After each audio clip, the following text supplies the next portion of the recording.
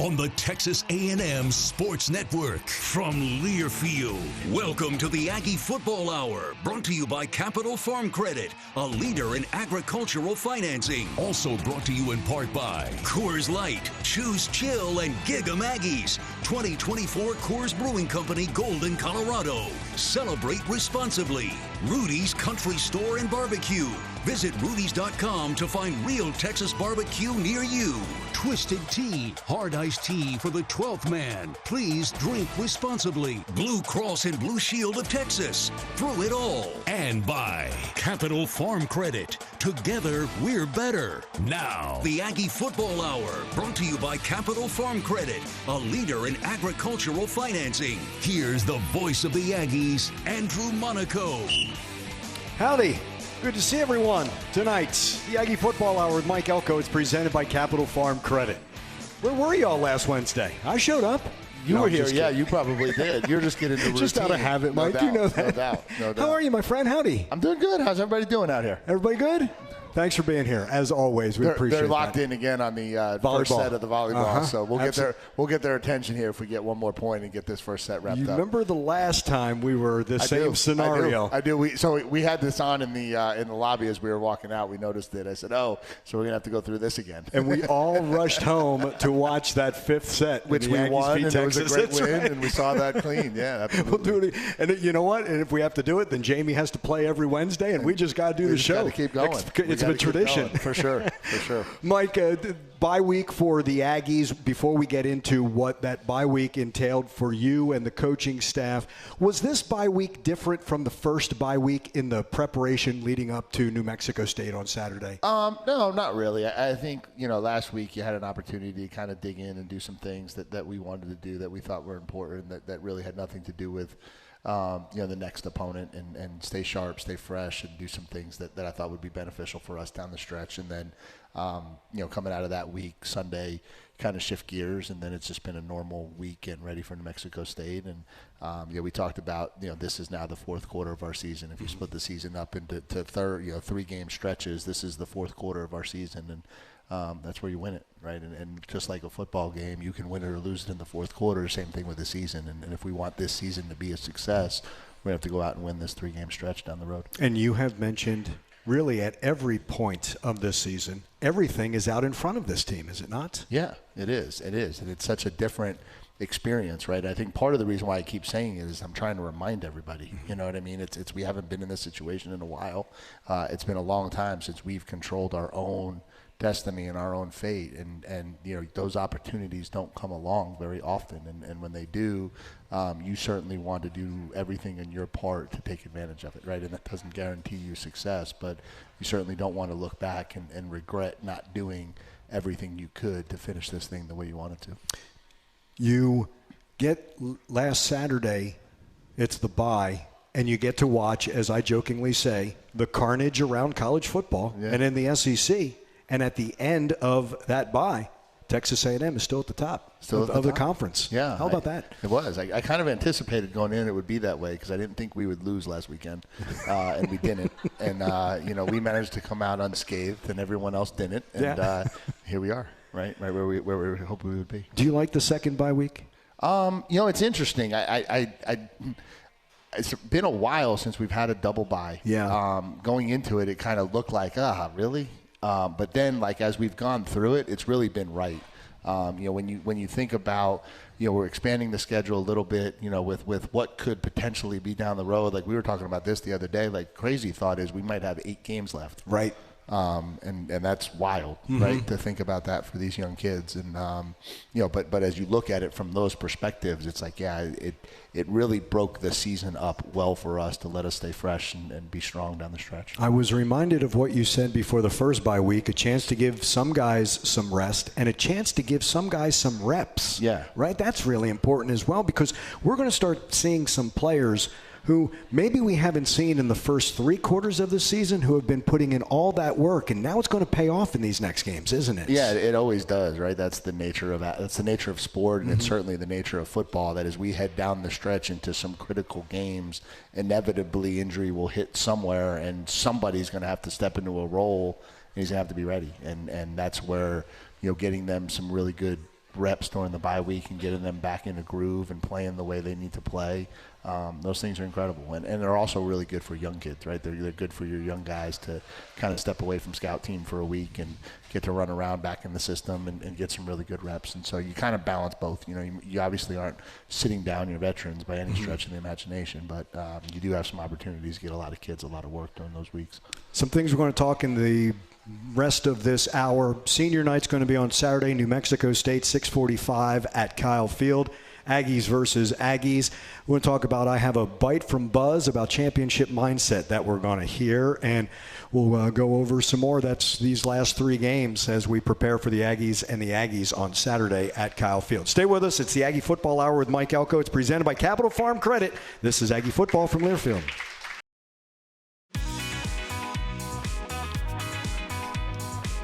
Aggies Can is celebrating over 2 decades of giving back to our local community. You can bring your non-perishable food donations to Aggie Home events this weekend, November 15th through the 17th. Electronic donations are accepted now through November 30th. Special thanks to Brookshire Brothers, HEB, and KBTX for partnering with our Student Athlete Advisory Committee in support of the Brazos Valley Food Bank and the 12th Can. Text Aggies Can to 83200 or visit 12thman.com/AggiesCan to learn more.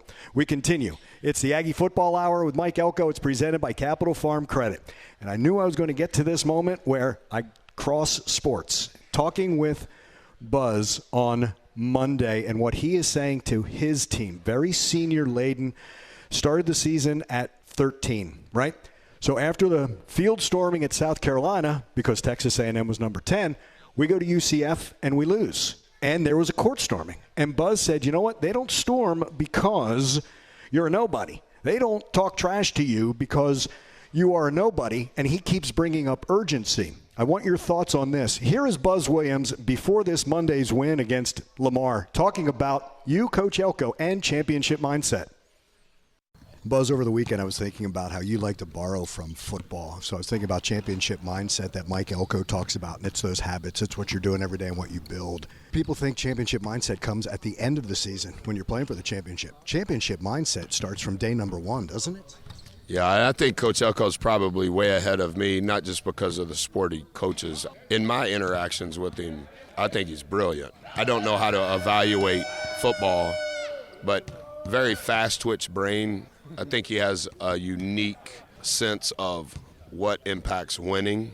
And in the film room, on the grass, listening to every interview he does, reading every quote he's had, as a coach, you pick up on what he believes impacts winning the most. And I think that from the outside, not Coach Elko, not Buzz, from the outside, if you're only watching on game days, you tend to ride a roller coaster of, oh, this is an important game. Oh, this was a big game. Oh, that was an awful loss.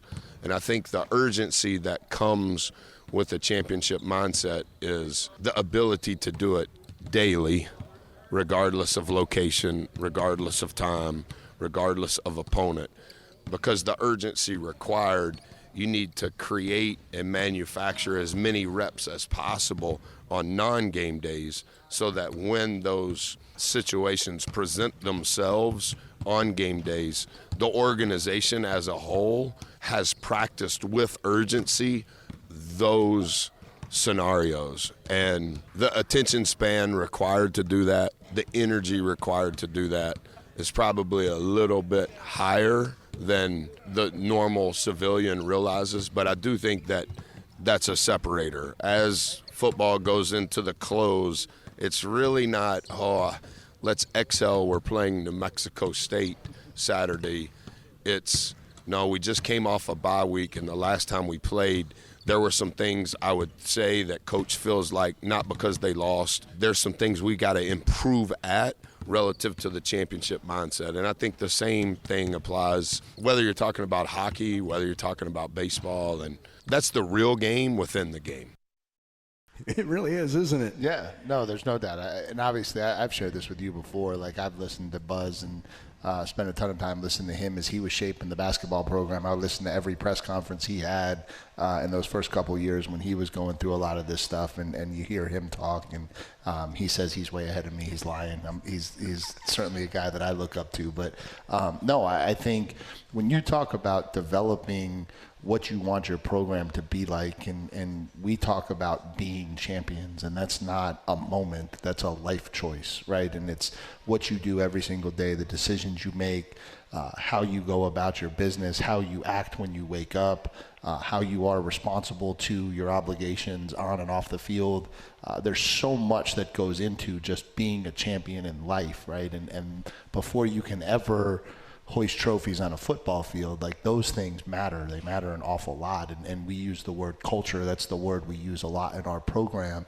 But that's what we're talking about. We're talking about, what is it like when you're in week 12 and you have the fastest Tuesday practice you've had since Florida week, right? Like, those things matter. Those are things we look at. Those are things we evaluate. And that's where we want our program to get to. And in so many ways, we're still a work in progress with so much of that stuff. But to our kids' credit, they're battling through the ups and downs that come as that mindset continues to grow in the direction we need it to. And they're a resilient group, and we'll bounce back from what happened in South Carolina, and we'll finish this thing the right way. If winning championships were easy, we'd have multiple champions every year, right? It's supposed to be hard. Well, yeah, and we talk about that all the time, and I flip it on them all the time. The line, you've heard this out of practice, the line I flip to them all the time is I wasn't there when you chose to play football. So you can't get mad at me because football's hard. You chose to play. You chose to play football in the SEC, the best conference in the country. I had nothing to do with that choice for you guys. Some I recruited, but I had nothing to do with them deciding that this is their passion. And so you chose this, and now as your leader, my job is to explain to you that what you want is really, really hard. Like, the success that you're hoping for, the growth that you're looking for, lifting the trophies, doing the things that you want to do, it's really, really hard. It's a really hard every single day commitment. But in order to accomplish something, you have to know what you have to do to get there. And I think our kids are starting to understand what it takes. Now we just have to be able to go out there and do it on a daily basis, and that's where we're headed. By giving them that blueprint and them following that blueprint, and now they see that all the off-season work is paying off. That Tuesday at 20 miles per hour on special teams is paying off. Does that lead to their confidence and more of an understanding of what's laid out ahead of them? Yeah, for sure. And I think that's where, like, I think that's where when you're around our team, you have like such a different feel and vibe for how the group is together, how they're working. You hear it in how they talk to the media. Like, there's just a different energy around them right now, and not better, not worse. It's just different. And that's what we've been trying to create. And it's really cool when you start to see it. Now, that doesn't always get you the result that you want, right? And that's another piece of this, and that's a part of life. Like, you can do everything right and then in the moment not perform the way you want to and not get the result, and then you've got to take a step back and you've got to reevaluate and you've got to go back to work, and it doesn't end anything, and you just have to keep going until ultimately the results go in your favor more often than they don't. Buzz uses the word urgency a lot. He is not shy about saying we want our season to end in San Antonio in the Final Four. Football's the same way. Atlanta is a goal. Winning the SEC regular season is a goal. Getting into the postseason is a goal. Mike, some coaches say that's too much for my players. Other coaches say, look, here is what we're aiming for. You and your staff say, if we want to be great, this is what we aim for, correct? Yeah, and I think this is what I think, how I look at it and how I've always thought about a lot of these things. It's how I talk about big games. It's like, I believe I'm naive if I don't think that our kids aren't looking at SEC standings, right, aren't aware of what's at stake, aren't aware of the path to it. Like, the kids know all of that. And so for me, as their leader, to stand in front of them and not acknowledge that they're in tune to all that. So it's okay, listen, I understand we have a 3-game playoff. We have to win every single game. Like, we all know that. That's the reality of our situation. Everyone knows it. Good. Now, here's what we have to do. We have to have a great Monday practice. We have to stay focused on the now. We have to stay focused on what's right in front of our face. And we've got to go out there and we've got to do the things we need to do to go play our best football Saturday night against New Mexico State and check box number one, right? That's the first step in this process. And that started Monday and it continued today. And that'll be our message tomorrow about Thursday practice. And but I don't think you have to not acknowledge where we really are, because they all know. Like, everybody in my locker room knows. Every single fan knows, right? Everybody here knows. Like, everybody knows where we're at. It's where we're at. It's just a fact. Yeah. But within all of that, it's like, okay, now let's dial back, and this is the plan to be successful. This is the plan to go out and get what you want. This is the plan to finish this thing the right way, and let's stay focused on that. More of the Aggie Football Hour with Mike Elko. It's presented by Capital Farm Credit when we return to Rudy's, 504 Harvey Road here in College Station. Stay with us. This is Aggie Football from Learfield.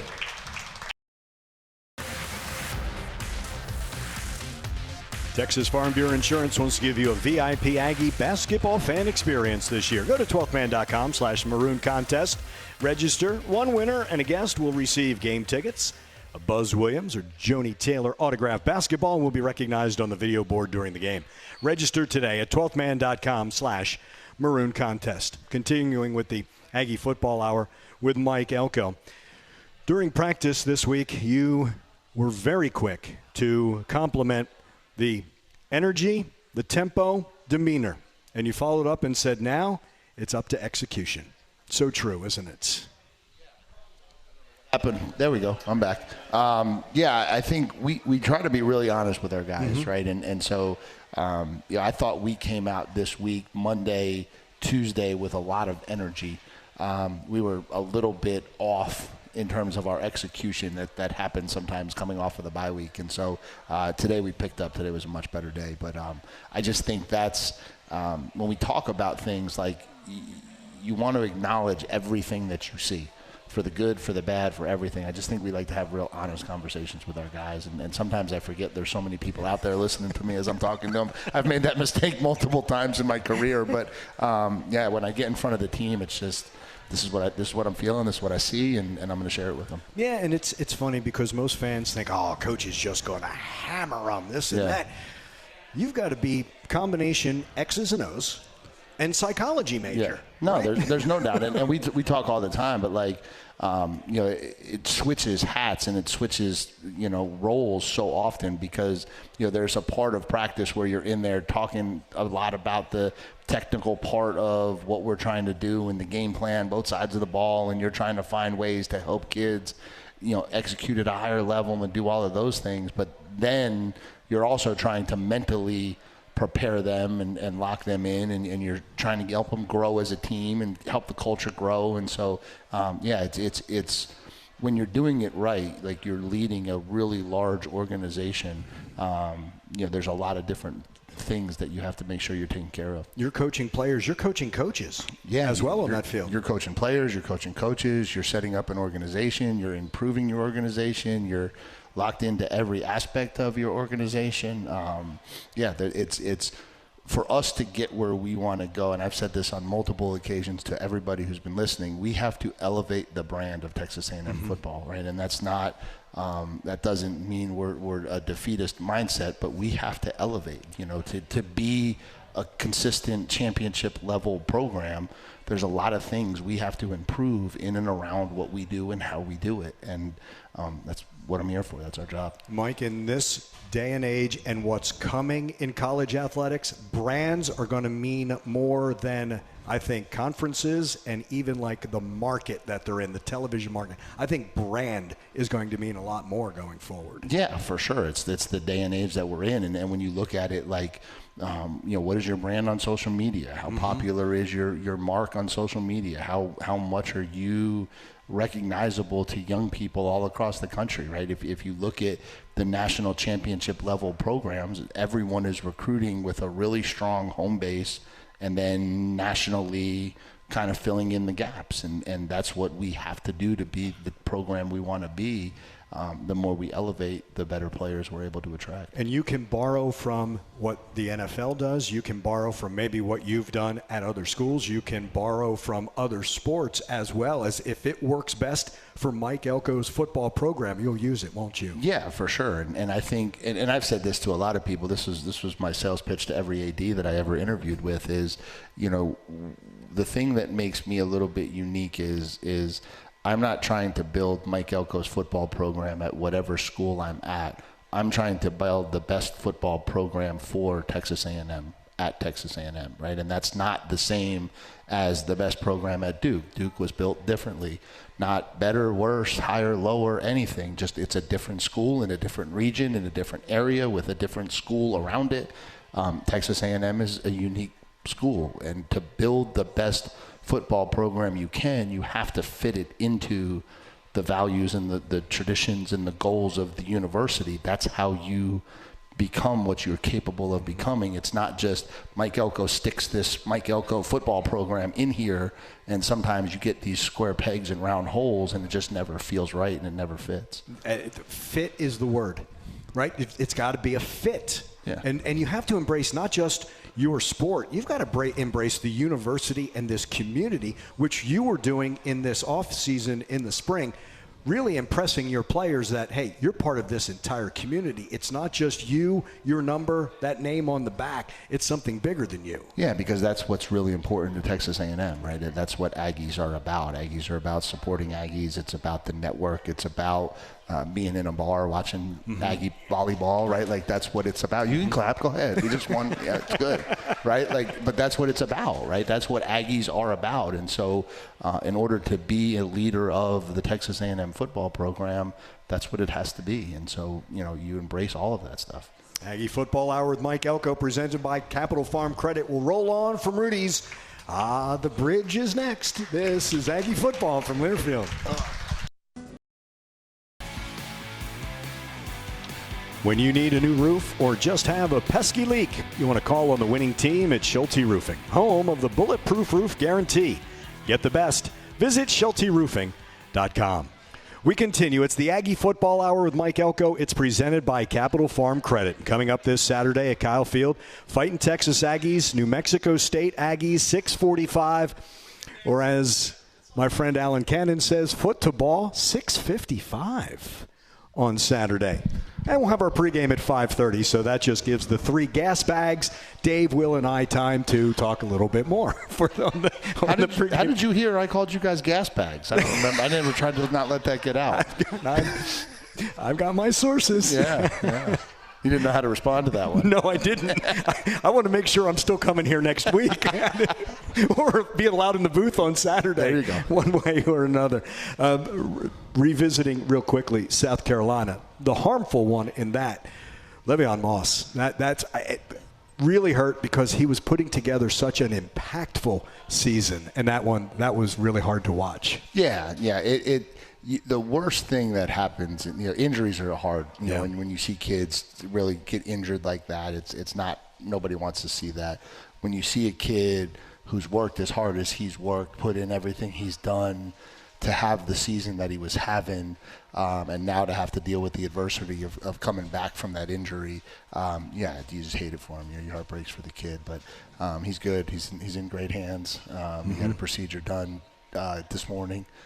He's back now in town, and so we'll get him back and get him right and get him ready to go. It's hard because of the Tyreek Chappelles and the Reuben Owens. If you've never been injured in the past and then having to go through that, Mike, in the beginning, you're like, is there a light at the end of the tunnel? And you almost have to get through all that work. You talk about the hard work of being a champion. It's hard work rehabbing, is it not? Because there is no Saturday. Like, you can go through the whole week and, we're going to play on Saturday. Yeah. That rehab, it's almost like that finish line. It's not really a definite finish line. No, for sure. And it's, we always talk about the 18 to 21-year-olds, right? And the hardest thing for them to understand is, okay, it's a 6-month recovery. It's an 8-month recovery. But what I do in the first 3 weeks is as critical as what I do in the second month, is as critical as what I do in the fifth month, and you're with them. Like I think that's the biggest thing that we try to do is you have to be with those guys. Like we check in on Tyreek all the time. We check in on Ruben. You check in on Mark Nebu. They're at all of our team meetings. They're still at practice. They're like you have to be around them because it's got to be a village. That helps them get through it, and I think they feel that. And when you feel it that way, I think that helps. And with the type of players that you have and you've recruited, they're going to pick their brains, even though they're on the sideline. Tyreek might be seeing something and can share something with whomever is there because he's played a number of different positions. Same thing with Mark, Chris Basantis, right? They can all do that. They can share the knowledge that they have and help their teammate, can't they? Yeah, no, for sure. And that's part of what you want when you talk about culture and family. And it's not, hey, I'm in it and we're with you until you're not helping us on the football field. It's a lot deeper. It's a lot bigger than that. And that's what we're trying to build. And so, it's been good. You hate to see it. You hate to see them go through it. But each one of those kids has been attacking rehab, and that's one of the things. Just shout out to Joe Girardi, who we hired. One of the things we really shifted when I got here was we hired a full-time physical therapist, and we had not had that for football.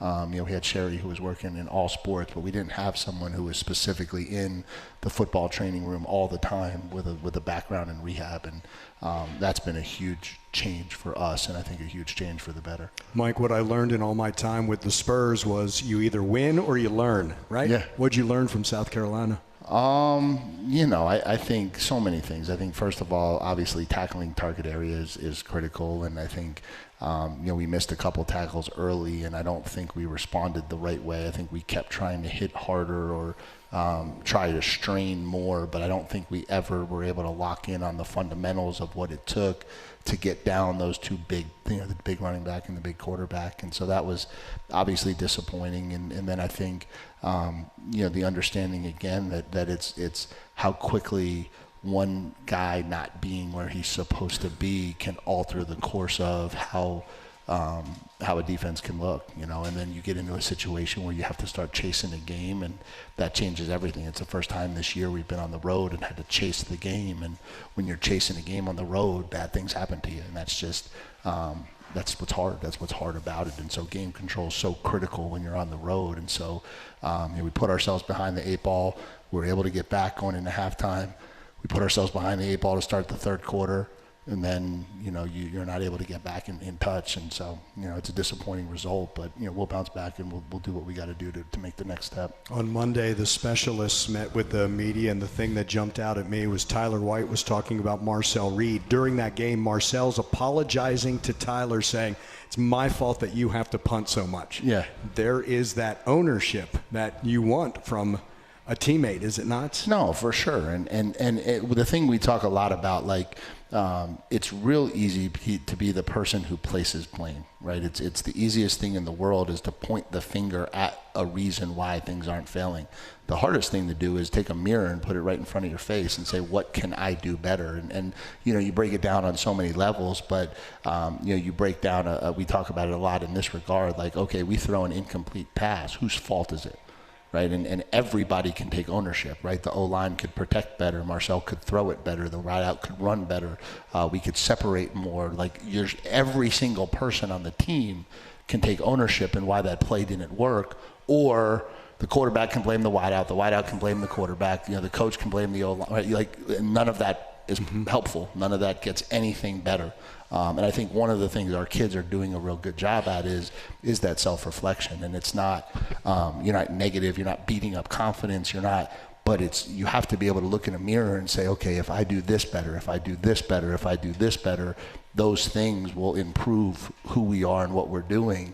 And that's been our mindset from the day one that we got here, and I think we've been able to continue through it. It gets back to what you said from day one, the honesty. Yeah. Being honest with yourself. Yeah, and it's okay. Before I walked in here, I was outside on the phone with my mother, and it's okay. It's okay to not have it go your way. It's okay. You're going to be fine. You're going to get up the next day. Everything's going to be just fine. We're not happy about it. We don't accept losing. We don't accept not getting the result we want. But if you play competitive sports enough, There's a lot of golfers out there. They don't hit the same golf shot every single time. Why? I don't know. Sometimes it just doesn't work out, and you have to assess it, and you got to evaluate it, and you got to find a way to fix it. And that's the mindset we're in. Questions when we return for head coach Mike Elko. It's the Aggie Football Hour with Mike Elko, and it's presented by Capital Farm Credit. Stay with us. It's Aggie Football from Learfield.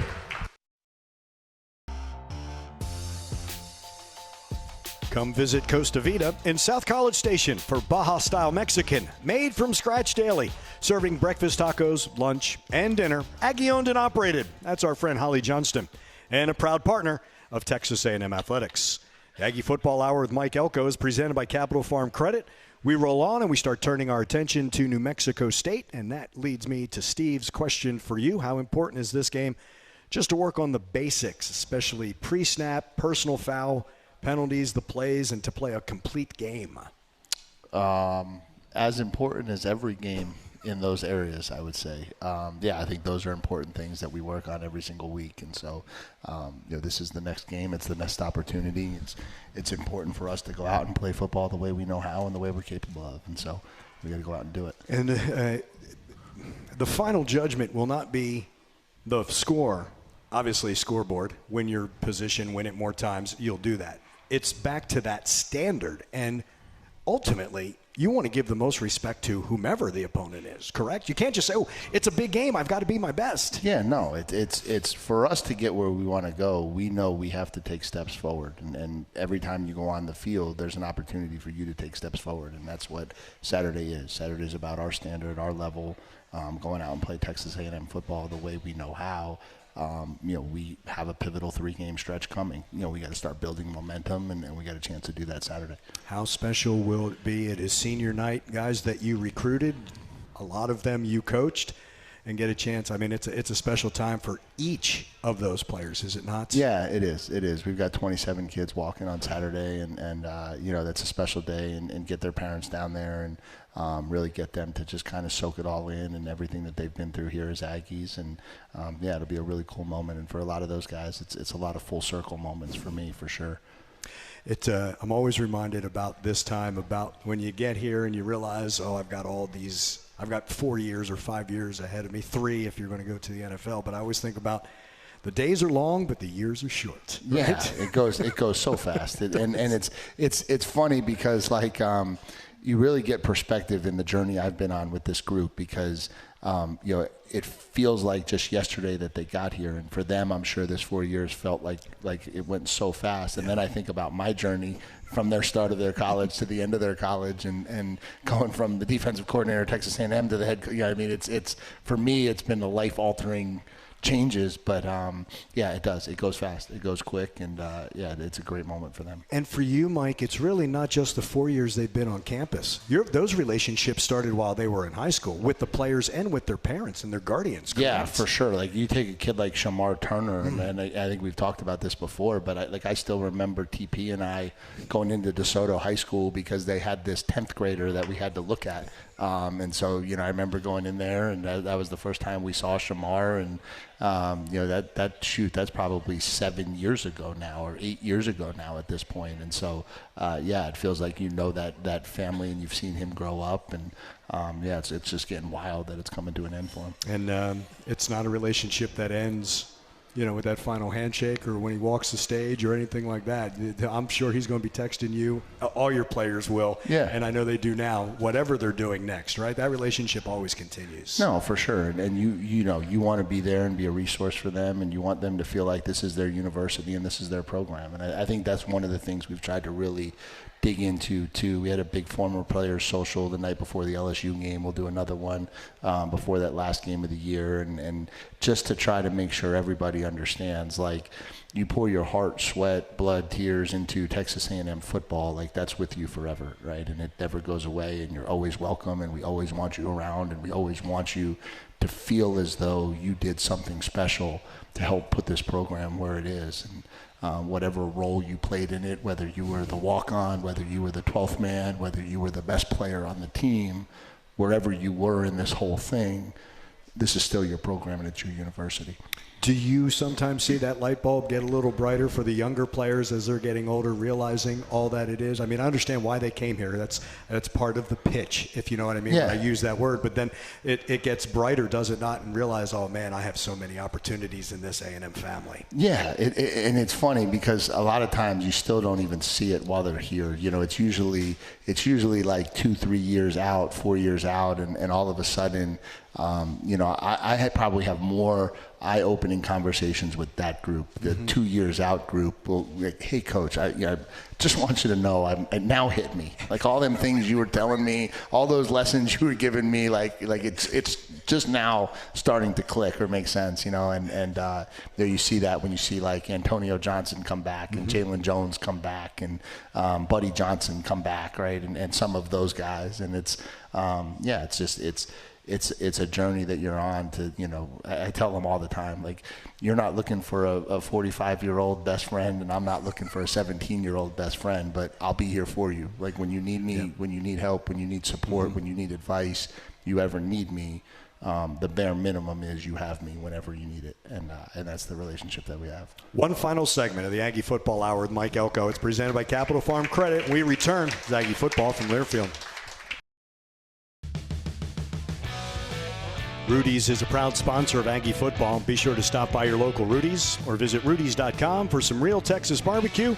Enjoy 100% oak smoked meats, delicious sides, and Rudy's signature sauce. We are at Rudy's, 504 Harvey Road here in College Station. Wrapping up this edition, the Aggie Football Hour with Mike Elko. It's presented by Capital Farm Credit. Checking in, Apex, North Carolina. Behind the Mic was down. We're going to turn it around. We will post this show right after that, but we got Apex in because that's the most important. And you got a notification earlier that Behind the Mic was down. Oh, Kevin, you need to turn up Mike. Yeah. Kevin, wake up. Kevin, we're not done yet. We got 3 more shows. We got 5 more minutes. Okay, I know Buzz is in town now, but let's go. Let's go, Kevin. Yeah, no, Apex, North Carolina, shout out. Yeah, she was not real excited about the fact that the Facebook screen went down, but we'll get it up and we'll get it watched. You know what the beauty of all this is? Kevin, Mike knows your name. Can I go home yet? He just asked if he can go home yet. As a matter of fact, he can. Hey, beat the hell out of New Mexico State. Enjoy for as much as you can. I know it's emotional. The senior night, very special. And we'll see you on Saturday. Yeah, we'll see you on Saturday. We'll see everybody out there. Going to be another great crowd at Kyle Field, and the 12th man will show up. Another night game. Another at night Kyle game. Field, and we Always appreciate special. those. Apparently, that's all we play anymore. That's right. And Lane Kiffin's ticked. Yeah, we get them all, and Lane wants more, so that's okay. Maybe him and I will swap next year or something. But we appreciate you. Appreciate you all coming out tonight, and we'll see you Saturday night in Kyle Field. Mike, thank you very much. Thanks, Coach Mike Elko. Aggies, New Mexico State, 6:45 is when we will kick things off, and we'll join you with our St. Joseph Health pregame show. That will be at 5:30. Kevin Menchow is our engineer. Riley Schneiders is producing the Aggie Football Hour with Mike Elko. That is in our Learfield studios. For head coach Mike Elko, I'm Andrew Monaco. We thank you so much for joining us. Thanks and gig 'em. This is Aggie Football from Learfield.